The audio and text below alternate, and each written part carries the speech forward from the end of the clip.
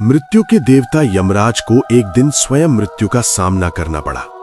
हाँ, उस दिन मृत्यु ने अपनी ही मृत्यु देखी और जिसने यमराज के प्राण लिए वे कोई और नहीं, स्वयं कालों के काल महाकाल महादेव थे।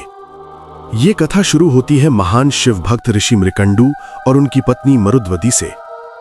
उनके जीवन में सब कुछ था, बस एक संतान का अभाव था। उन्होंने भगवान शिव की कठोर तपस्या की। तपस्या से प्रसन्न होकर स्वयं भगवान शिव प्रकट हुए, लेकिन उन्होंने एक कठिन शर्त रखी।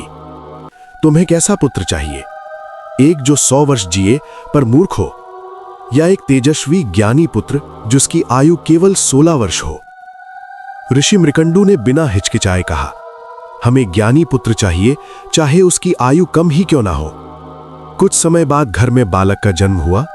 उसका नाम रखा गया मार्कंडेय।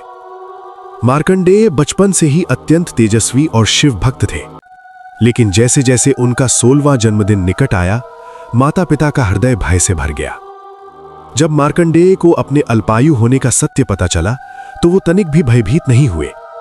उन्होंने कहा, मैं उस महाकाल की शरण लूंगा जो मृत्यु को भी बदल सकते हैं। वो एक पवित्र नदी तक पर गए, मिट्टी से शिवलिंग बनाया और गहन तपस्या में लीन हो गए। 3 दिन और 3 रात बीत गए। तीसरे दिन उनकी आयु 16 वर्ष पूर्ण हुई। यमराज ने अपने दूत भेजे, परंतु मार्कंडेय की भक्ति के तेज से यमदूत भयभीत होकर लौट गए। अब स्वयं यमराज क्रोधित होकर प्रकट हुए। हाथ में कालपाश लेकर गरजे, बालक, तेरा समय समाप्त हुआ। डरकर मार्कंडेय ने शिवलिंग को कसकर पकड़ लिया। यमराज ने कालपाश फेंटा, लेकिन यही उनकी सबसे बड़ी भूल थी।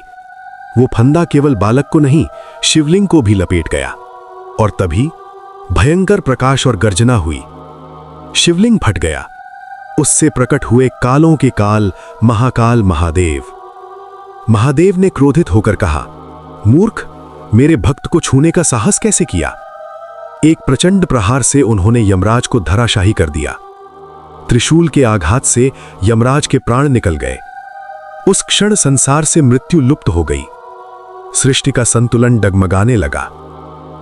तब महादेव ने मार्कंडेय को अमरत्व का वरदान दिया और सृष्टि के संतुलन हेतु यमराज को पुनः जीवित किया, पर एक कठोर चेतावनी के साथ, मेरे सच्चे भक्तों से दूर रहना। यही कारण है कि मार्कंडेय आज भी अमर माने जाते हैं। उस महाशक्तिशाली महादेव के लिए एक बार अवश्य लिखें, हर हर महादेव।